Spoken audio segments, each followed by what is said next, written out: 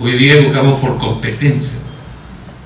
No es lo mismo educar para una tarea y de ahí deducir las competencias que educar para generar competencia que sirva a cualquier cosa tipo maestro chasquilla. Esa suma de competencias anárquicamente constituidas no conducen a ningún programa social o nacional de desarrollo, ni siquiera individualmente. En el resto del mundo se educó para tareas específicas. Hay que ver cómo era la educación en Inglaterra en el siglo XIX, comienzo, y cómo siguió siendo después. Nosotros estamos tratando de copiar hoy lo que esos sistemas educativos ya hicieron y ahora se dan el gusto de ser, ¿verdad?, como son, ¿no?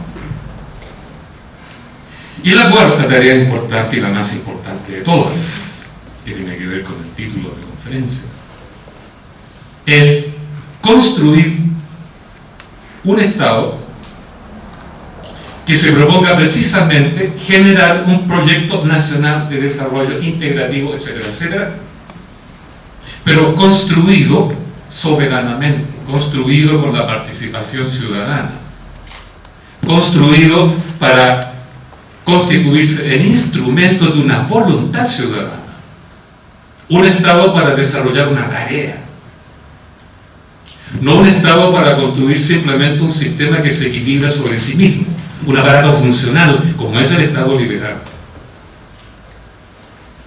El Estado liberal es un Estado que se construye para establecer un equilibrio de funciones dentro de sí mismo que puede servir para cualquier cosa.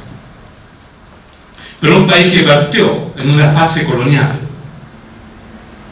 que partió en una fase de atraso económico, un país periférico, un país subordinado dependiente, no puede darse el lujo, si tiene enormes tareas históricas por cumplir, darse a sí mismo un Estado liberal perfecto formalmente, perfecto interfuncionalmente, pero que no tiene tarea, no tiene misión, no corresponde a un mandato de la ciudadanía, corresponde a una emulación mecánica de un texto escrito en alguna otra parte. Si uno lo piensa, y el historiador social está en condiciones de dar aquí una respuesta, en Chile ninguna de estas cuatro tareas se han cumplido. Y lo más grave, la última, que es la llave para entrar a las otras, jamás. El Estado chileno ha sido construido, las 3 veces que ha sido construido, reconstruido, fruto de golpes de Estado, golpes militares, 2 de ellos sangrientos, con tortura, represión, exilio, exoneración de funcionarios públicos. El primero con el descabezamiento total del ejército patriota, el que ganó la independencia.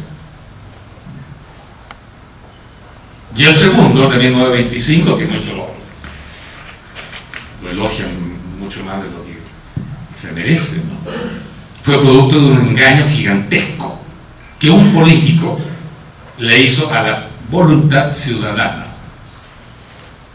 Don Arturo Alessandri Palma, que tiene estatua precisamente en la Plaza de la Ciudadanía, a la cual engañó miserablemente en el año 25, porque esa constitución en base a engaños la redactó él, solito, a grito pelado, con una comisión de no más allá de 8 personas que asistían, que él designó a dedo. Las 3 veces que se ha construido el Estado en Chile ha sido, repito, producto de golpes de Estado o de traiciones abiertas y groseras a la ciudadanía. Nunca la ciudadanía en Chile ha participado en la construcción del Estado. Nunca. Por eso las 3 veces que se construyó el Estado, la voluntad ciudadana no quedó representada. Las mayorías ciudadanas no quedaron representadas. ¿Quiénes han sido los constructores de Estado? De aquí aprovecho de señalar que esta palabrita conlleva una enorme carga epistemológica, teórica, política, que hay que tomar en cuenta. Estamos acostumbrados nosotros a hablar de el Estado, como que dice el cielo, ¿no? Como si no tuviera existencia temporal, como si no tuviera historicidad. el Estado, o la ley fundamental. A veces hablamos del Estado o hablamos de la ley fundamental como si la ley y el Estado no tuvieran origen, que nunca hayan sido construidos, como que tienen existencia propia, autorreferida. Que algunos extienden eso a la política, hablan de la política como un espacio autocontenido, como una esfera propia. Hemos mitificado el Estado en Chile, precisamente porque la ciudadanía nunca ha participado en la construcción del Estado. La ciudadanía en Chile no sabe construir Estado. No está en la memoria nuestra que el principal deber de la ciudadanía, en términos de que posee la soberanía, que es algo inalienable en ella, no tenemos memoria, no tenemos experiencia, no sabemos que nuestro principal deber es construir el Estado, que es donde la soberanía ciudadana puede expresarse más directa, más responsablemente y más esencialmente. Pero como nunca eso ha ocurrido en nuestra historia, el Estado lo vemos entonces como una entelequia, una entidad lejana. Yo cuando chico, mi padre era conservador a pesar de haber sido peón de campo, y leía el Diario Ilustrado, un diario de ultraderecha de esos años, ultracatólico, terrible, ¿no?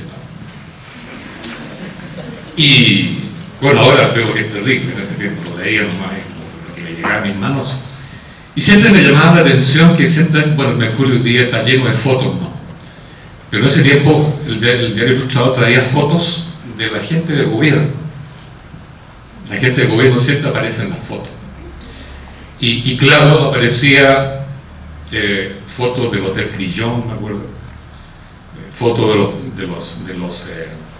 los gobernantes, de los políticos en La Moneda, en el Club de la Unión, qué sé yo, pero por allá lejos.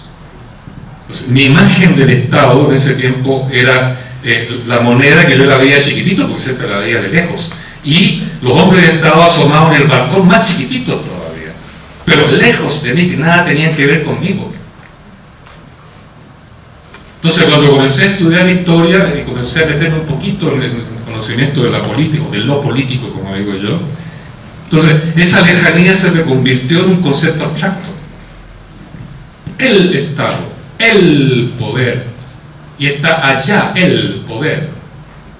Organicémonos para tomarnos el poder, para invadir, para tomar el palacio de gobierno por asalto, una cosa así, ¿no? Como si el poder tuviera un lugar donde reside, como si fuera físico.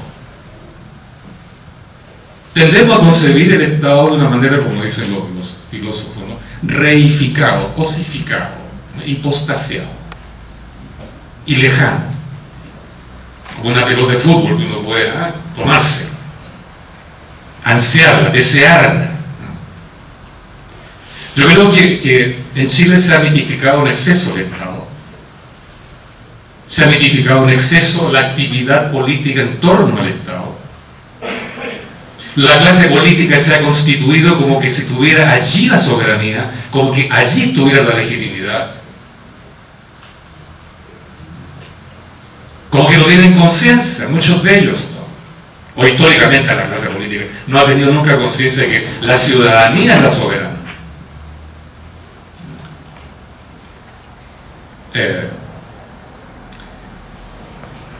Pero este concepto mitificado de Estado y de la política se disuelve cuando cambiamos de epistemología. En lugar de mirar de lejos, yo pequeñito ciudadano, y allá el Estado, allá los políticos.